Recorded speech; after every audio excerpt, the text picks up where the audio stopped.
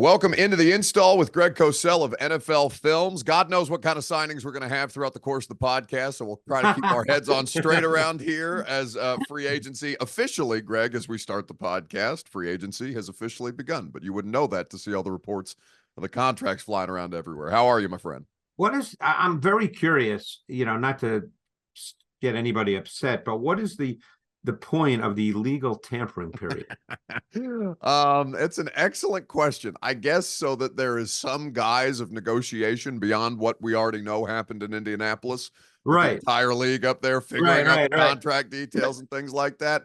I wish that they would just say, okay, free agency on Monday, because at this point we're all just waiting around for the deals that we already know Yeah. that are happening. Every once in a while, maybe there's one guy and it ends up being different who, it backs out or it changes, but 99.9% of them are what we know and what they are. Yeah, which is a tough place for Titans fans to start, because as we speak, the Baltimore Ravens have just tweeted out that they have agreed the terms on a 2-year deal with Derrick Henry. So his tenure here in Nashville ends after 8 seasons. He goes to play with Lamar Jackson and in a Todd Monken offense that, Greg, the way that they use Gus Edwards, I know that the playoff game didn't exactly work out the way that they had anticipated. Anytime Lamar and Gus Edwards combined for 11 carries total, something has probably gone awry in the AFC Championship game. But this is an interesting landing spot, and really the only other team beyond the Titans that made sense for Derrick Henry to go. I think that's a great point, Buck, and it'll be really interesting because, they sort of evolved under Todd Monken, and I think that's one reason he was brought in as the OC after Greg Roman, because they really wanted to expand their pass game. We know what they did, drafting Zay Flowers. I believe they re-signed Nelson Aguilar. I mean, they played more out of 11 personnel last year than they had in previous years. It'll be interesting to see how Derrick Henry is deployed. Obviously, they signed him to give him the ball to some degree, but I would doubt that they would view their offense as running through Derrick Henry. I could be dead wrong on that. Look, we're in March. We have no idea how things are going to play out once OTAs, mini camps, training camp starts.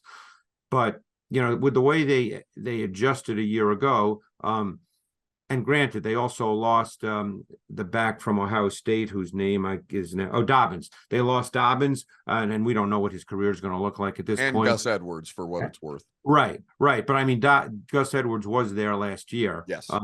I know he was hurt a little bit at times, but Edwards has never been a 250 carry a guy, back for them. He seemed like he carried between 130 and 140 times every year and was phenomenal, averaging 5 yards a rush.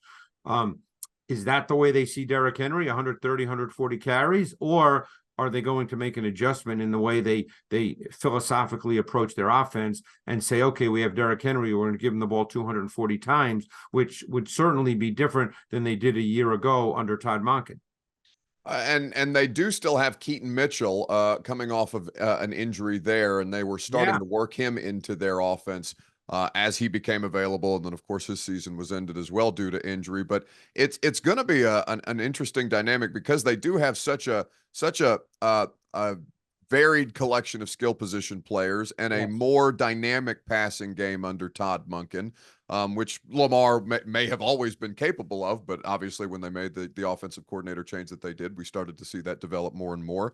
Derrick, we know his limitations, right? And he's definitely a tell when he's in the game, which is something the Titans are moving away from under their new system and new personnel, which we'll talk about when we have the Install Live show, of course, coming up on May the 3rd.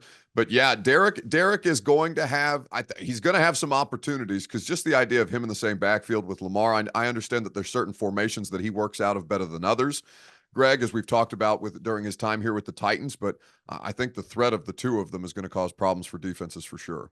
Yeah, I guess my question would be, and you would know this better than I, because I don't follow all the machinations before guys sign. Sure. Were there other significant options for Derrick Henry or not? And just based off what I heard, it was Baltimore the entire time. They had tried to trade for him, Greg, before the NFL trade deadline. I don't know if you remember that being a thing back in October, but the compensation, they weren't able to figure it out, and the Titans wanted to hang on to him because really it was the only reason to show up and watch a Titans game last year. Which is, again, we've had this conversation, Buck, throughout the season. I know I've had it with the 3HL group as well.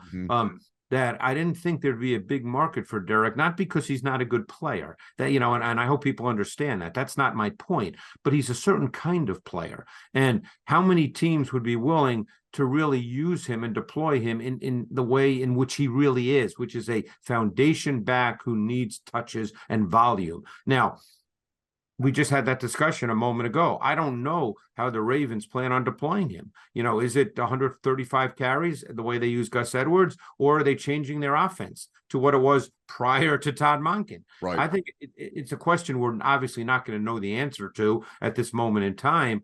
But I think it's one reason why he may not have been in high demand, because he's a certain kind of player. And in some ways, you have to commit to him as a true feature of your offense. Yeah, and like you said, that's just really not the way that NFL teams run their offenses anymore. You can have a couple of good running backs, but it's more a division of labor than it feels like it ever has been in the NFL. And Derrick Henry is certainly not a division of labor type of guy. To that point, though, Greg, I think that when we look at this kind of stuff, Derrick is such an interesting player because he does not provide any kind of real receiving threat for an offense.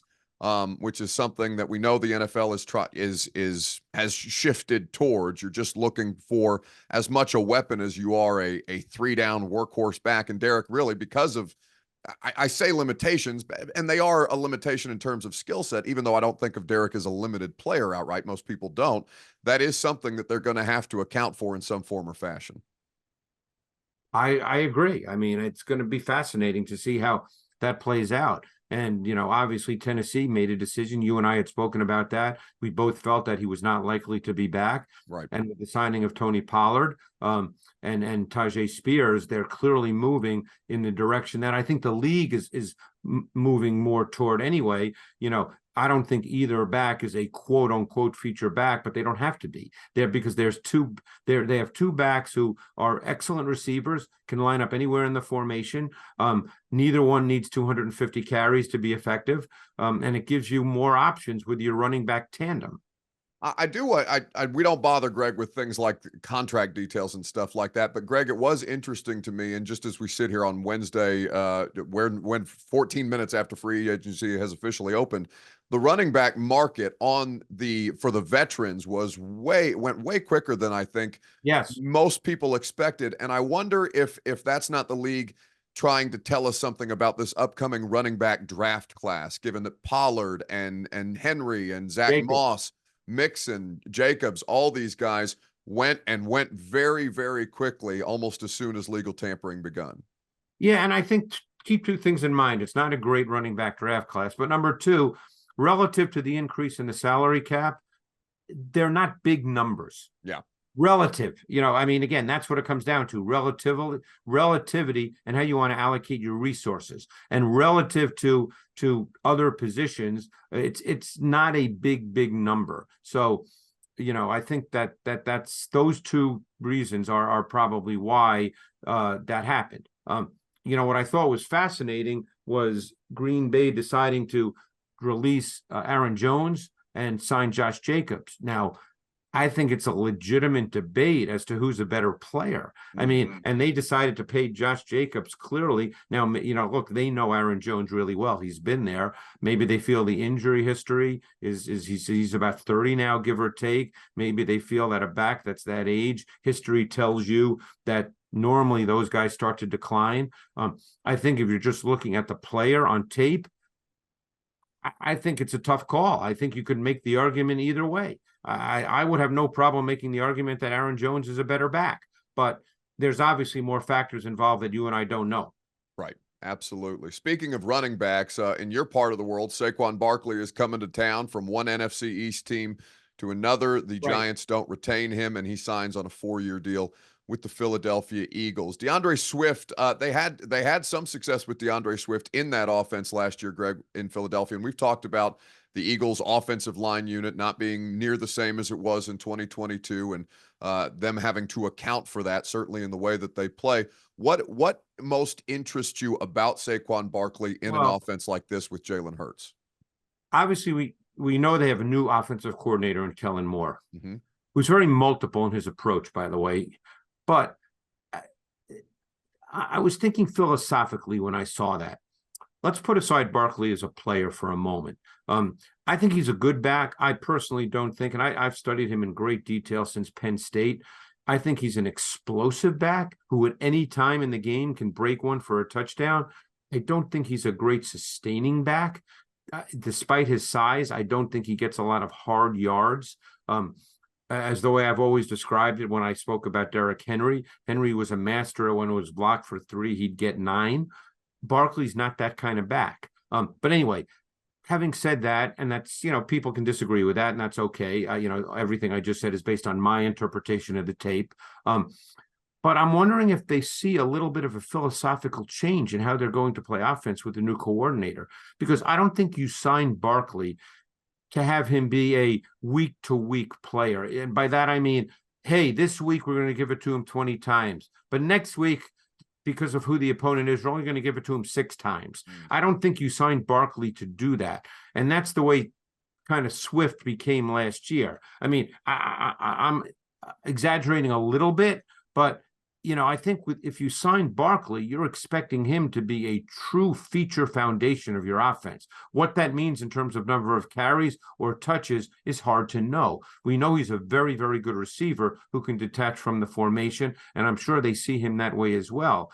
But I just don't think they signed him to have him, carry some weeks 9 times. So I'm just wondering if they see a little bit of a philosophical shift with the new coordinator, because there's no question that Jalen Hurts struggled a little bit last year in certain areas, and maybe after studying all the tape and going through it, they just felt that, we don't want the offense to be all about Jalen Hurts.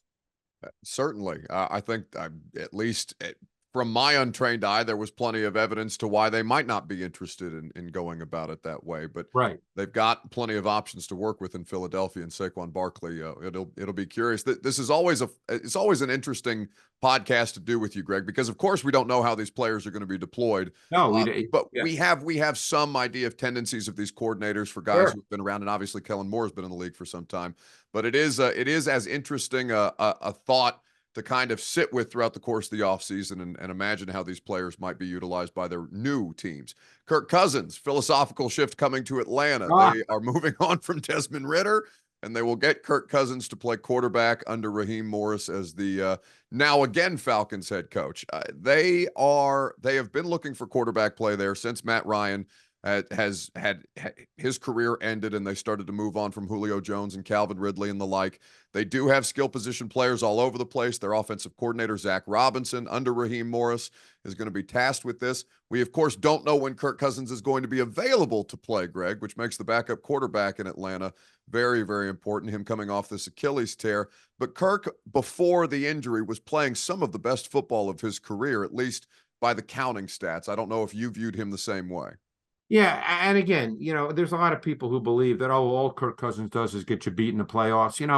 The fact is that if you talk that's just such a casual way to throw I know. to label a quarterback.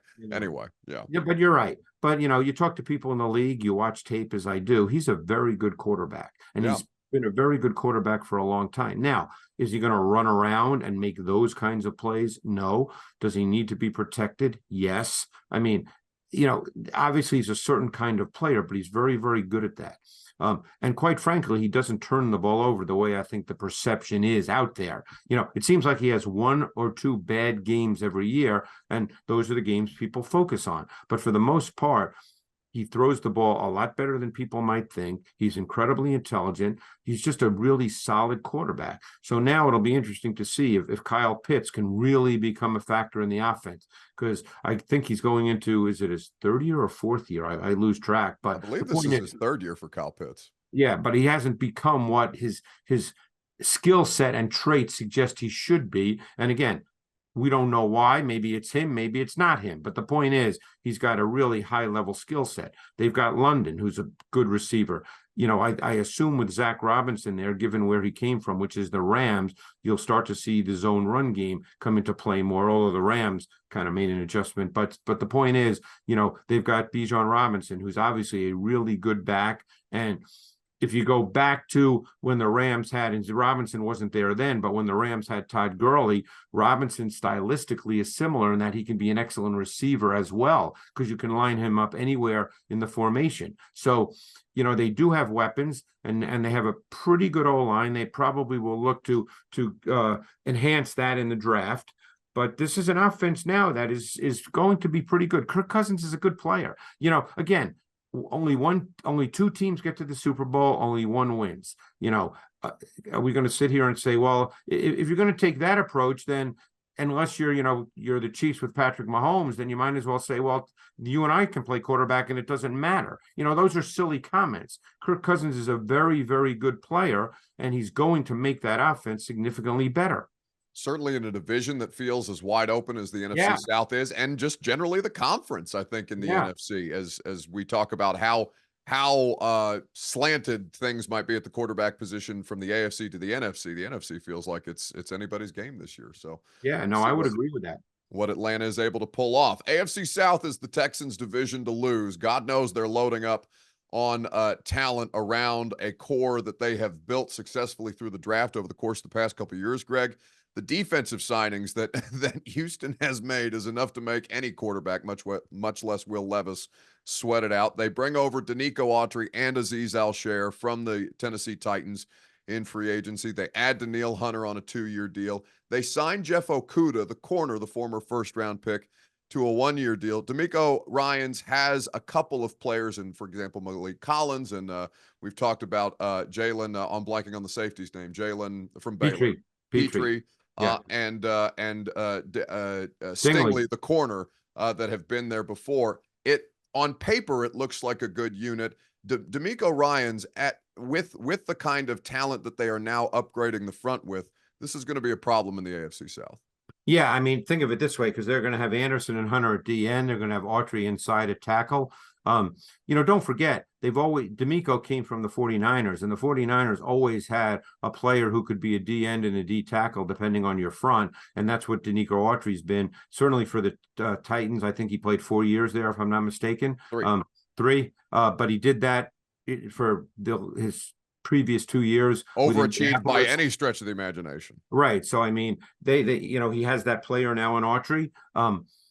And so they look like they have a really good front. We saw Christian Harris really come on at linebacker last year. They obviously signed Al-Shaair. I assume he'll likely replace Cashman, who they lost in free agency, who I thought had a really good year for them a year ago. Did get hurt, but he was a good player. So Stingley looks like a real high-level corner if he can stay healthy. This defense looks like it'll be pretty good. And offensively, we know what they did last year. Stroud is just going to continue to improve. And I guess they have Joe Mixon now, right? They traded or signed him. They did trade for Joe Mixon. Dameon Pierce is still in that backfield, and certainly that offensive line unit with Tunsil and Juice Scruggs and guys who I'm blanking on the South Alabama, Titus Howard, who missed some time last year. They've got a really talented young core of players on both sides of the ball. Yeah, and they may look to try to upgrade the O-line a little bit.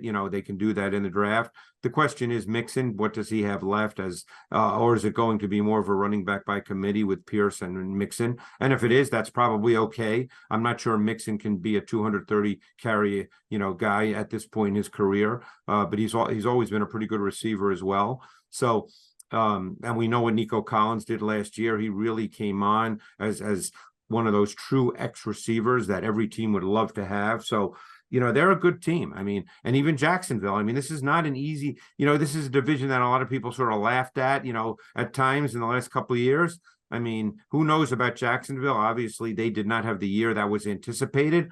We don't know about Indy because, they're going to get Richardson back. We don't know how he'll develop.